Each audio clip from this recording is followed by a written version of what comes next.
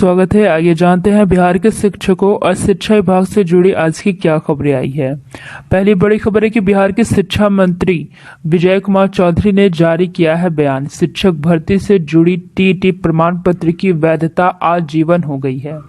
बिहार विधानमंडल के बजट सत्र के 8वें दिन मंगलवार को शिक्षा मंत्री विजय कुमार चौधरी ने सदन में कहा कि कक्षा 1 से 8 तक की शिक्षक नियुक्ति से जुड़ी टीईटी प्रमाण पत्र की वैधता 7 साल से बढ़ाकर आजीवन कर दी गई है।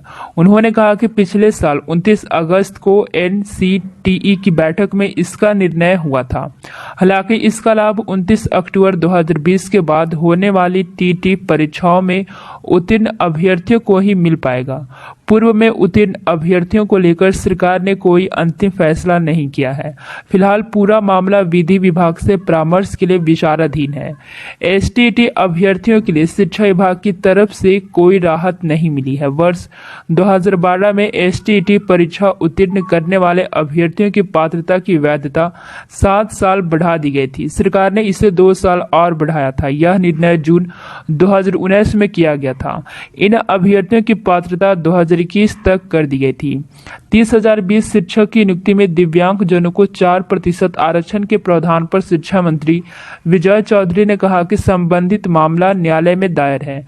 कोर्ट से नियोजन की कार्रवाई पूर्ण करने की अनुमति मांगी गई है। कार्यवाही शुरू होने से पहले विधानमंडल परिसर में जमकर हंगामा हुआ। राजद के कई विधायक सिलेंडर लेकर सदन परिसर में पहुंचे। पार्टी के सीनियर विधायक वीरेंद्र भी प्याज की माला पहनाकर हंगामा करते दिखे।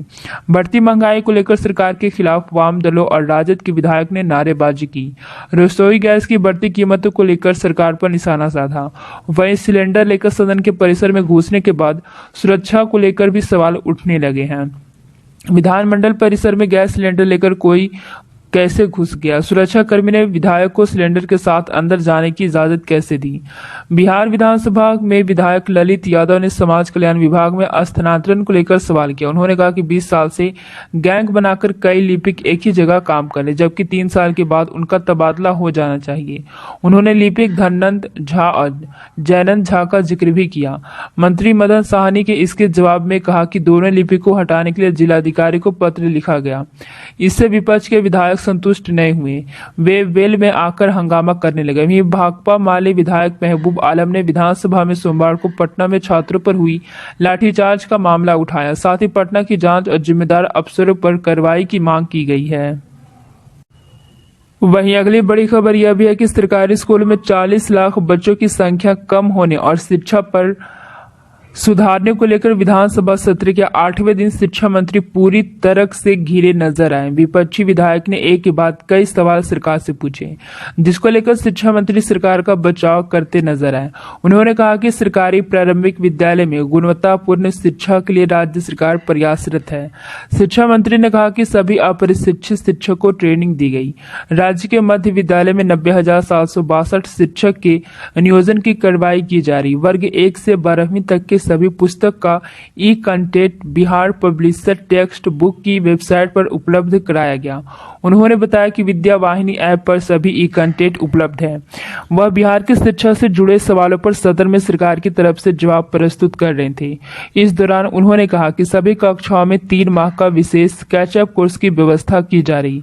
इस दौरान शिक्षा मंत्री ने इस बात को कबूल किया कि बिहार के सरकारी स्कूलों में बच्चों की संख्या में कमी आई, जिसमें शिक्षा मंत्री ने बताया कि स्कूल से बाहर रहने वाले में 2014 में 3,80,126, 2018 और 19 में यह संख्या घटकर 1,43,000 पर पहुंच गई। इसी तरह आज की स्थिति में 1,11,861 बच्चे स्कूल से दूर हैं, जिन्हें स्कूल लाने का प्रयास किया जा रहा। उन्होंने बताया कि इस साल 21.94% बिहार के बजट में शिक्षा के लिए दिया गया, जिसमें 8 मार्च से सभी स्कूलों में प्रेस उत्सव का आयोजन किया जा रहा है। उन्होंने कहा कि सभी विधायक अपनी जिम्मेदारी निभाएं ताकि हर बच्चा स्कूल जा सके। इस दौरान बिहार सरकार के 90,000 शिक्षक की नियुक्ति की संख्या को बिहार की जरूरत के हिसाब से कम बताते हुए पूछा कि गया बिहार में औसत 30 बच्चों पर एक शिक्षक रखा जाना है। इस हिसाब से वर्तमान में 5 लाख से अधिक शिक्षक की आवश्यकता है, लेकिन सरकार पूरे रिक्त सीटों पर नियुक्ति क्यों नहीं कर रही, जिस पर शिक्षा मंत्री ने कहा विपक्ष की मांगों पर विचार किया जाएगा। वहीं अगली बड़ी खबर यह भी है कि बिहार में राज्य सरकार के अधीन कॉन्ट्रैक्ट बेस्ड सरकारी नौकरी चाहिए तो कैंडिडेट्स को अहम दस्तावेज जमा करना होगा। सामान्य प्रशासन विभाग ने इस बाबत सभी विभाग के अपर मुख्य सचिव, प्रधान सचिव, सचिव डीजीपी, प्रमंडलीय आयुक्त और जिलाधिकारियों को पत्र जारी किया गया। दरअसल बिहार में संविदा आधारित नियोजन के लिए अब चरित्र एवं पूर्ववृत्त का सत्यापन जरूरी कर दिया गया है। इसके लिए जरूरी जानकारी खुद अनुशंसित उम्मीदवार को देनी होगी जिसका नियोजन होना है। इस दौरान कोई उम्मीदवार यदि अपने ऊपर दायर आपराधिक मामले को छुपाता है तो उसे कदाचार माना जाएगा। बिहार सरकार में स्वच्छ छवि के पदाधिकारी और कर्मचारियों की नियुक्ति हो, इसके लिए साल 2006 में ही नौकरी हेतु अनुशंसित अभ्यर्थियों के चरित्र एवं पूर्ववृत्त सत्यापन का प्रावधान है। इसके लिए निर्धारित प्रक्रिया है जिसमें जरूरी सूचनाएं अभ्यर्थियों द्वारा स्वयं भरी जाती है। संविदा आधारित विभिन्न पदों पर नियोजन के लिए अनुशंसित उम्मीदवारों के चरित्र और पूर्ववृत्त सत्यापन कराने का मामला सरकार के पास विचाराधीन था, अब इसे लागू कर दिया गया है। संविदा पर नियोजन के लिए अनुशंसित उम्मीदवारों को सत्यापन का फॉर्म खुद भरना होगा। इसमें उन्हें पूर्ण एवं सही सूचनाएं देनी होगी। अभ्यर्थियों को अपने ऊपर दर्ज आपराधिक मामले की सूचना सही अंकित करनी होगी। ऐसे किसी सूचना को छुपाया जाता है तो उसे संबंधित कर्मी का कदाचार माना जाएगा।